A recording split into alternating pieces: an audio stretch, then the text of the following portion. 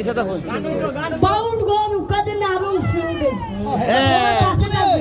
ঠিক আছে এই যে আচ্ছা তোমরা স্টেজের নিচে দেখো এই যে রতনপুর গিয়া টেকাউরাই বাবা যদি সৌন্দর্য দেখতে যাও তাহলে তাড়াতাড়ি আমাদের আশিক ভাইয়ের বাউল গরু চলে আচ্ছা ধন্যবাদ আমাদের আশিক ভাই পিছনে এনজয় করতেছেন দর্শক সারিতে। আর এদিকে আপনারা যারা যারা আছেন অনুরোধ করবো সবাই স্টেজের একটু বাইরে যান, তো যদি আজকে তার জন্য দোয়া করবেন। সে আমাদের কিন্তু হবিগঞ্জের গর্ব, আমাদের আরো হবিগঞ্জের গর্ব অনেকে আসছেন আমাদের।